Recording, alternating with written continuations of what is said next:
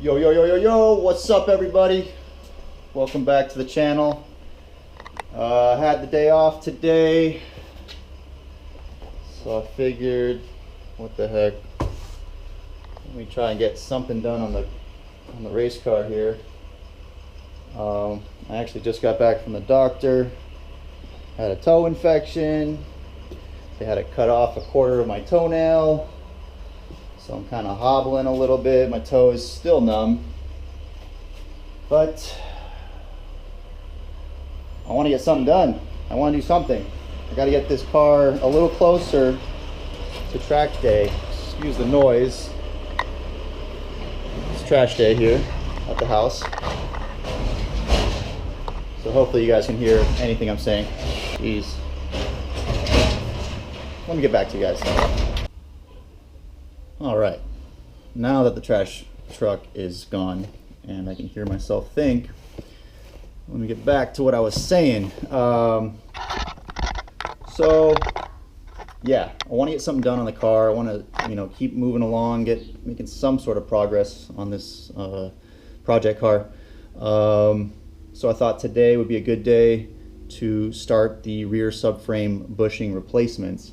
Now, little backstory, as you can imagine, I bought the car, super stoked. I was getting ready to do all kinds of upgrades to the car.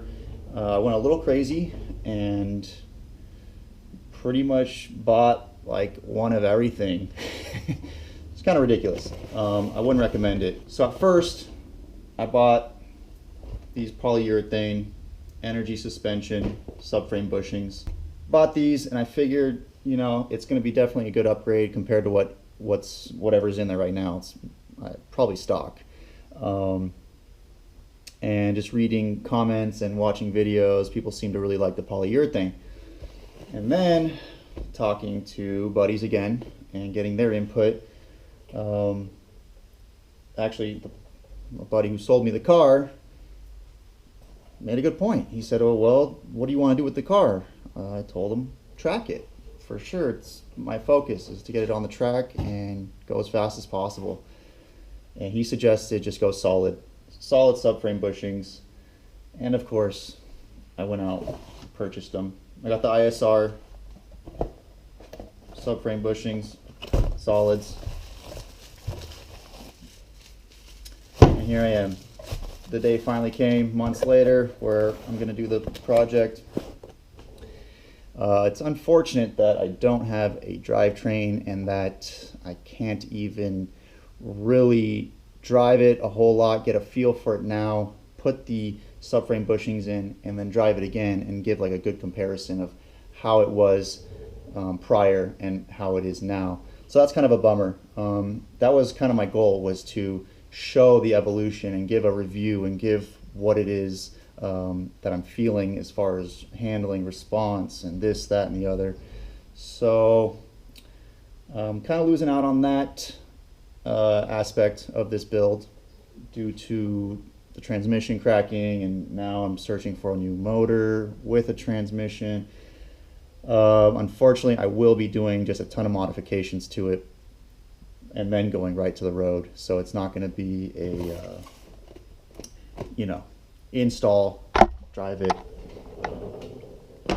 review it, and then park it, put something else on it, and so on and so forth. Anyway, enough talking.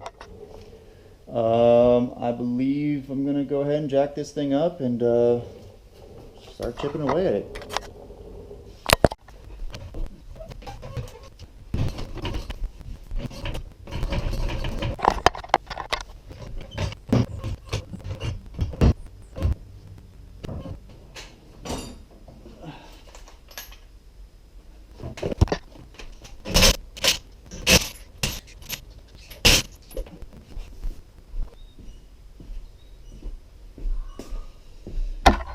Okay, so just wanted to show you guys real quick.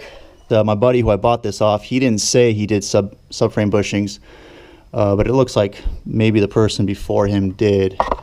So either way, we're gonna go ahead and do the swap. It'll be a good experience for me. I've never done subframe bushings. So we'll go ahead and just start ripping this apart. I thought I was making good headway. I got most of the bracketry disconnected, the coilover up at the top disconnected, and I thought I was just down to the 4 17 mil nuts, one right there, the other right there, and then the other 2 on the other side. And I thought I was in the clear.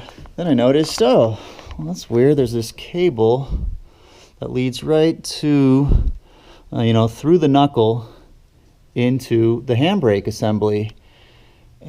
I was a little confused. I didn't really know how to disconnect it from here, and when I trace it back down to, and of course I'm looking up on YouTube because, you know, that's what most uneducated people do, like myself.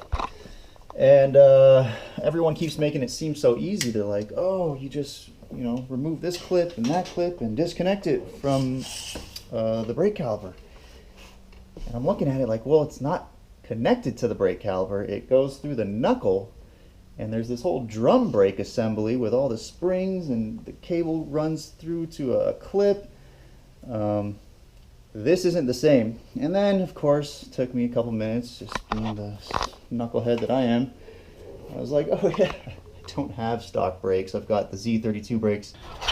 Okay guys, simple fix for this, or simpler solution I should say. I just disconnected the cable from where it basically attaches to this attach point just prior to going into the cabin or into the car. Okay guys, so obviously already showed you subframe's down. I've got the parking brake cables disconnected from that little linkage. I called my buddy up. He's busy right now. I'm gonna definitely need some help wheeling this thing out, so he's not gonna be available for a few hours. I couldn't wait for my buddy. Getting too anxious here, so I just dragged it. It's sitting on a couple rugs and some cardboard, and I just literally dragged it around the car to the side right here next to the box, my little bench. I mean, I'm gonna start tearing into this. And I think I neglected and failed to mention to you guys, I had bought a second energy suspension bushing kit, and this one is specifically for control arms, for the knuckle. If you're looking for the part number, it should be 7.3115R. I have seen other videos, guys replacing all these bushings, so I'm not going to get into too much detail, but that will be part of the build. It's going to be something I might as well do. I mean, how many times am I going to pull the subframe down?